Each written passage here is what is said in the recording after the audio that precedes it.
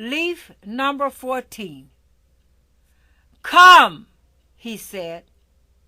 I walked toward the Ark of the Covenant. I was afraid. For a moment my eyes were hurting from the brightness of the light. I felt faint and weak.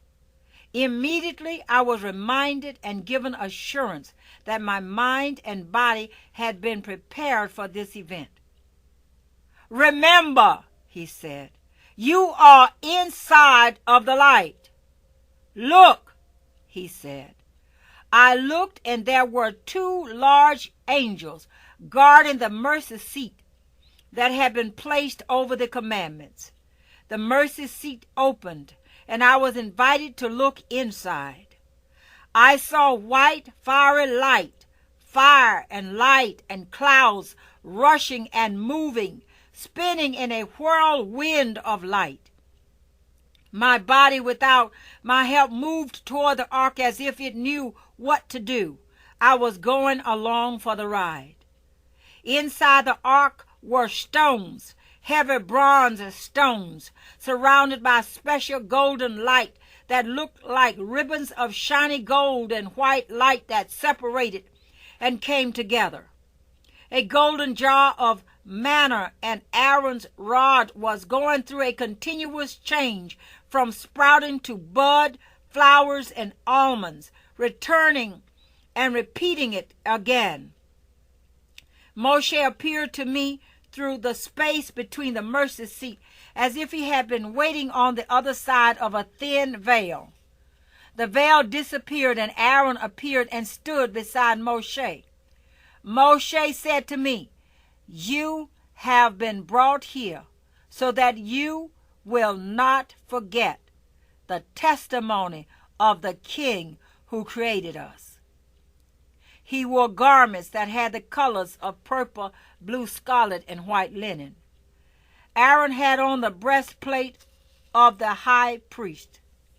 I could see the stones and the beauty of the workmanship of his clothing. On Aaron's head was something that looked like a crown. There was a message and a name upon his head. I could not pronounce this name, for I had never seen it written like this before. I could not read the message. The language was not known to me. I believe the lettering was different. The message was placed inside my mind and heart. I do not know what the message is about. I was told that I would know when it was time for me to understand the message. You have much work to do before you return home. My daughter, think it not strange the things you encounter for the word. When the Great One assigns you to a position, you are given the strength to carry out your assignment to the end. I nodded my head in agreement. Aaron did not speak. Moshe closed the lid of the Ark of the Covenant and said to me, you belong to the people that have the Ark of Yahuwah. Our Father has anointed women with power to fight in this spiritual battle. Tell them to help the Father by feeding the lambs and the sheep. One moment Moshe was there, and the next moment he was gone, and the ark was no longer visible. A hand reached out and turned me around.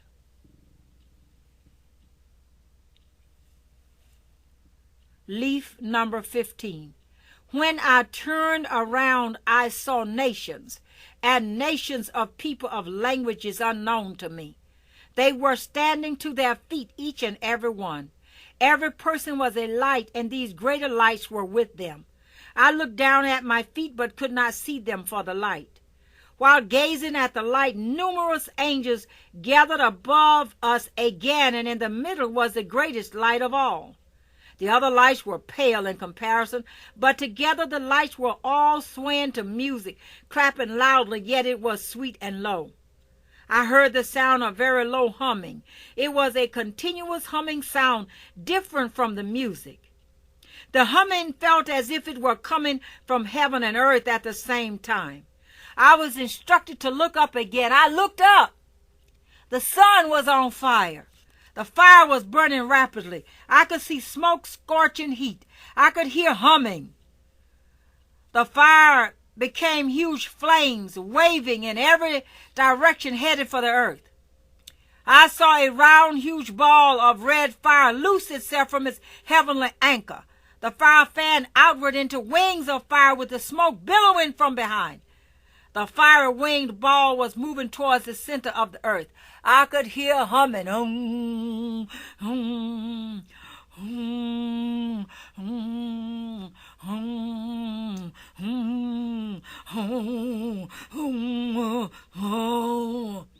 The front of the ball of fire was a face, an angry face, filled with eyes of fire and fury. As I looked upon the huge wings of fire, a lake of fire came into view. And as I watched, I saw it spread as far as my eyes could see. I could hear very loud humming. The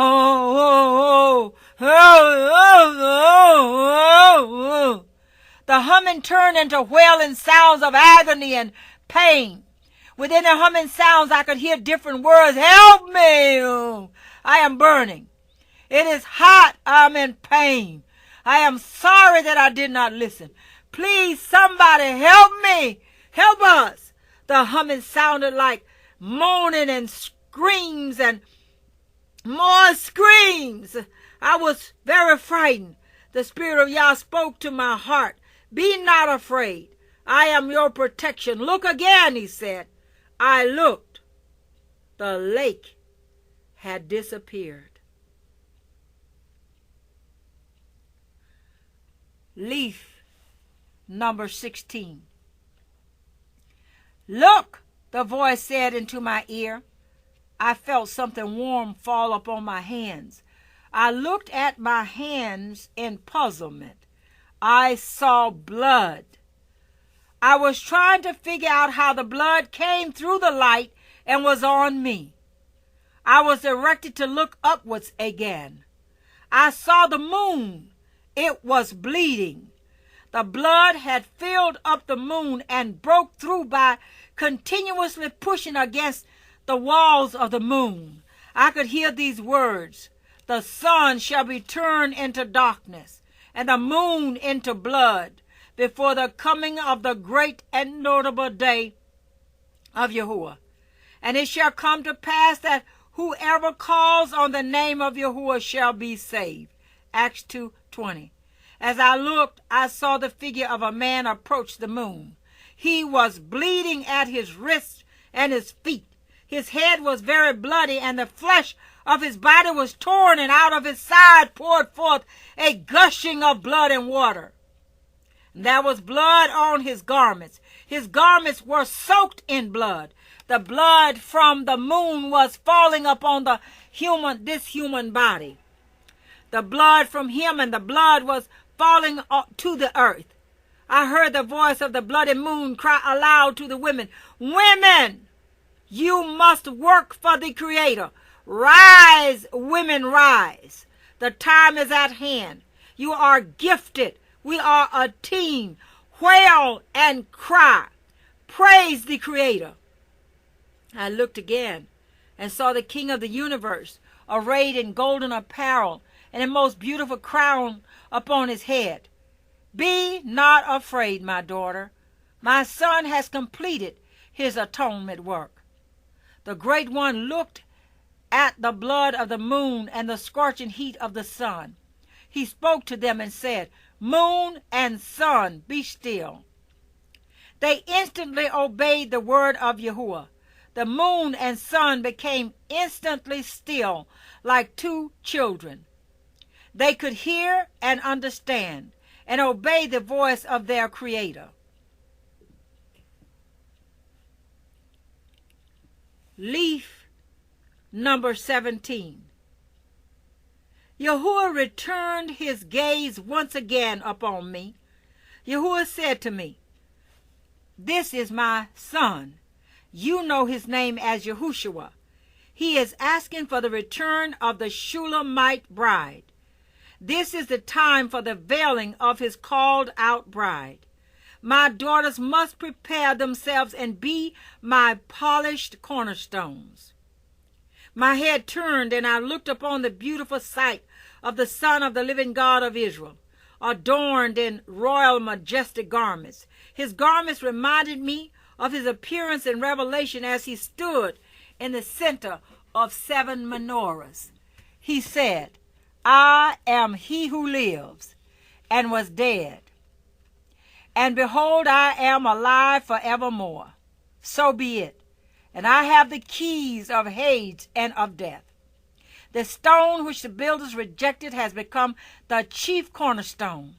This was Yahuwah's doing, and it is marvelous in our eyes. Then the sign of the Son of Man will appear in heaven, and then all the tribes of the earth will mourn, and they will see the Son of Man coming on the clouds of heaven with power and great glory.